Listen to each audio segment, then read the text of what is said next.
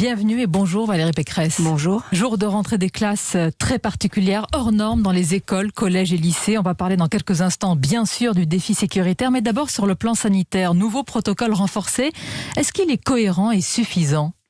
Alors d'abord, vous me permettrez d'avoir une pensée très chaleureuse pour tous les enseignants qui reprennent aujourd'hui leurs cours, parce que pour eux, c'est une rentrée qui ne ressemble à aucune autre. Elle est sous double menace et je sais que certains d'entre eux retournent en classe avec la peur au ventre.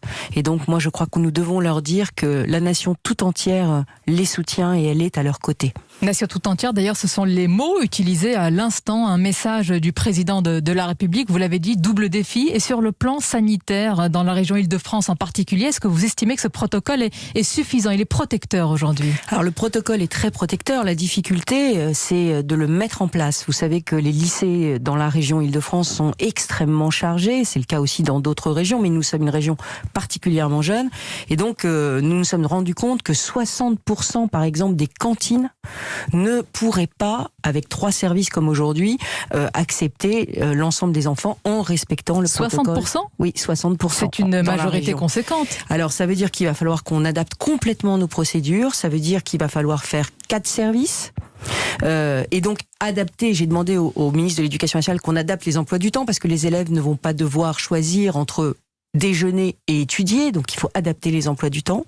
Et puis, il restera un tiers des lycées dans lesquels on sera obligé de faire des demi-jauges de cantine avec des plateaux repas froids, un jour sur 2.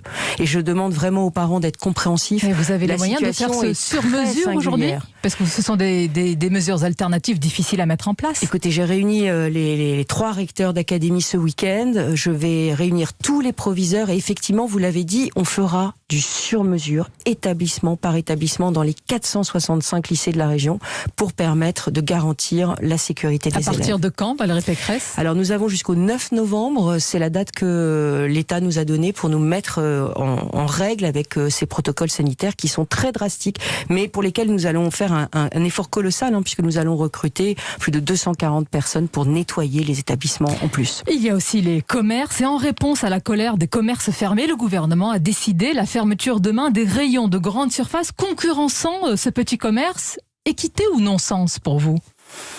Il faut vraiment entendre à la fois la colère, mais surtout le désespoir de ces petits commerçants qui recommençaient à peine à reprendre pied après le confinement du printemps. Et qui ne l'entend pas, ce désarroi ? Je crois que ce désarroi, il doit nous conduire à être plus souple. J'ai réuni là aussi hier l'ensemble des représentants des entrepreneurs de ma région et nous avons décidé avec le président de l'association des maires d'Île-de-France de demander au Premier ministre que très vite, si le contexte sanitaire le permet, les préfets puissent prendre des dérogations parce que c'est très difficile. Des dérogations pour des ouvertures ? Pour des ouvertures, pour des réouvertures de petits commerces. Pourquoi ? Parce que ça n'a rien à voir, un petit commerce de 15 ou 20 mètres carrés qui reçoit une seule personne et un commerce et une grande surface, par exemple. Nous sommes d'accord, Valérie Pécresse, mais vous avez entendu le ministre de l'économie qualifier d'irresponsables déjà les maires qui prennent ce genre d'arrêtés municipaux pour ces réouvertures. Je ne suis pas dans la désobéissance civile. Je ne serai pas dans la désobéissance civile. Le gouvernement gouverne, c'est à lui de prendre ses responsabilités. Mais ma responsabilité de présidente de région en charge du développement économique, c'est de dire au Premier ministre fortement si des dérogations peuvent être accordées avec avis des maires. Sur autorisation du préfet, alors il faut les prendre, comme on l'avait fait, vous le souvenez, pour les marchés de plein air à l'époque du confinement du printemps. Imaginons, partons sur ce que vous proposez, des dérogations, des exceptions, mais alors à quoi sert ce confinement ? Et en même temps, Madame Pécresse, le ministre de la Santé qui dit que le Noël ne sera pas normal cette année. Je l'ai bien dit, des dérogations dans le cadre de ce que la santé des Français autorisera. Mais je demande qu'on n'ait pas toujours tout le monde sous la même jauge, tout le monde sous la même toise, parce que ça n'a pas de sens. Ça n'a pas de sens non plus de traiter de la même façon un petit commerce dans un village à la campagne et j'allais dire une rue commerçante d'un grand centre-ville d'une métropole qui est particulièrement contaminée. Cette rentrée des classes, elle est particulière, on l'a dit évidemment dans le contexte sanitaire et dans le contexte d'attaques islamistes que nous connaissons. Il y aura une minute de silence à 11h en hommage à Samuel Paty. Que faire, Madame Pécresse, si cette minute de silence, elle n'est pas respectée par tous et partout ? D'abord, je regrette que l'hommage à Samuel Paty soit réduit à sa plus simple expression. J'aurais aimé que toute la journée, symboliquement, toute cette journée soit consacrée à la liberté d'expression, aux valeurs de la République, à un immense cours d'éducation civique toute la journée dans toutes les écoles de France. C'est ça qui aurait été mon souhait le plus cher. Pourquoi il ne l'a pas été? On va le préciser. En tous les cas, selon le gouvernement, c'est par rapport au risque sanitaire. Vous pensez que c'est la réalité de la raison? Écoutez, c'est vrai qu'il y a une double menace qui rend tout très complexe. Donc je ne jetterai pas la pierre au gouvernement sur cette question, mais il faudra le faire. Il faudra le faire, parce qu'on ne peut pas, là encore, mettre la poussière sous le tapis, passer sous le silence là ce qui s'est passé. Pourquoi vous dites là encore? Mais parce qu'il y a malheureusement, et on le sait, trop souvent eu dans l'éducation nationale, ce pas de vague, vous savez, au moment du Bataclan. Au moment de Charlie Hebdo, il y a eu des non-respects de minutes de silence. Et moi, ce que je souhaiterais, ce que j'exige du gouvernement, c'est qu'il nous fasse un retour, une information sur comment se sera déroulé établissement scolaire par établissement scolaire cette minute de silence. Et s'il y a eu des provocations, eh bien, il faudra convoquer les parents, convoquer les élèves et qu'il y ait des sanctions. Et si jamais la communauté éducative se trouve désarmée, elle pourra faire appel aux élus de la République pour venir recadrer les choses. On ne peut plus laisser les enseignants seuls face à ces provocations. Vous voulez une remontée par établissement. Vous voulez éviter le risque que tout soit relativisé encore une fois. Je veux éviter qu'il y ait des angles morts. Vous savez, ces établissements où on ne veut pas voir, où on ne veut pas dire, où on ne peut pas dire. Et c'est aussi pour ça que j'ai proposé qu'il y ait la création d'une cellule de signalement police, justice, pour que les enseignants puissent faire remonter les informations qu'ils auraient, pas seulement les enseignants d'ailleurs, les agents des établissements scolaires, les élèves eux-mêmes.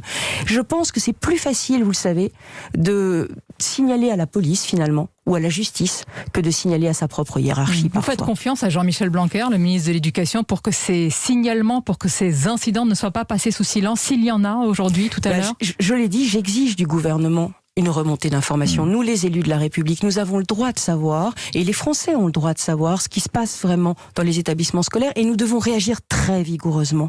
Il ne faut plus passer les choses sous silence et relativiser ce qui est des provocations à la République. Vous dites qu'il faut en parler, Valérie Pécresse, mais les caricatures sont le symbole aujourd'hui de la liberté d'expression, le symbole, ou alors est-ce qu'il faut passer à autre chose? Il y a d'autres symboles de cette liberté d'expression. Le sujet, c'est l'amour de la France.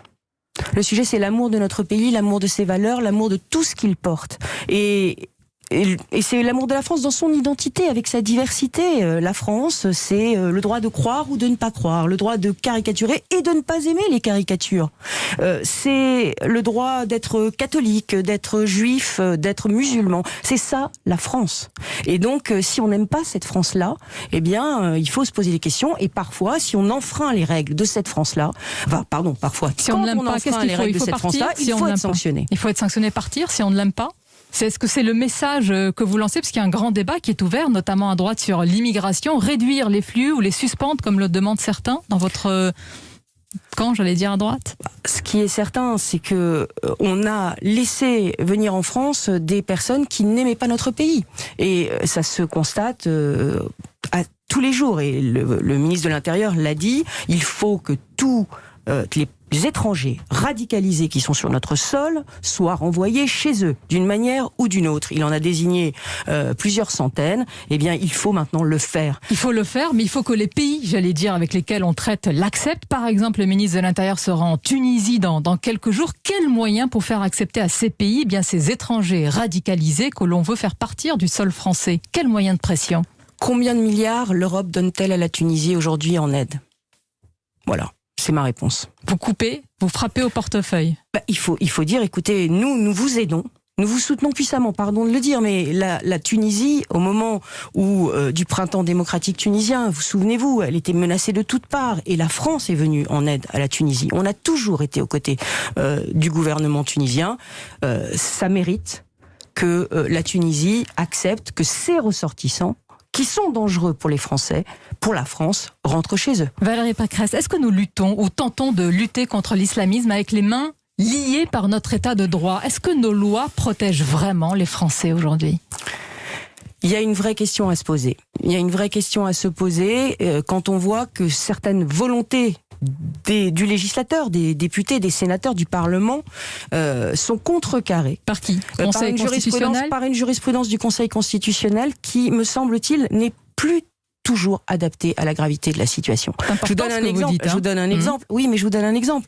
Le Conseil constitutionnel a censuré deux fois la création par le Parlement d'un délit de consultation habituelle des sites djihadistes. Je suis désolée, mais quand on consulte habituellement des sites djihadistes qui propagent la haine, des images de décapitation, etc., on doit pouvoir être mis en examen, on doit pouvoir être inculpé. Donc, qu'est-ce que vous proposez ? Je crois que le Conseil constitutionnel doit avoir l'audace de faire son aggiornamento sur sa jurisprudence. Et s'il ne le fait pas, ça signifiera bien évidemment qu'il faudra modifier la Constitution. Merci Valérie Pécresse d'avoir été notre invitée ce matin. Et évidemment, on se rejoint à ce que vous dites. En ce jour très particulier, une pensée à tous nos enseignants, évidemment. Bonne journée à vous ainsi qu'à nos auditeurs.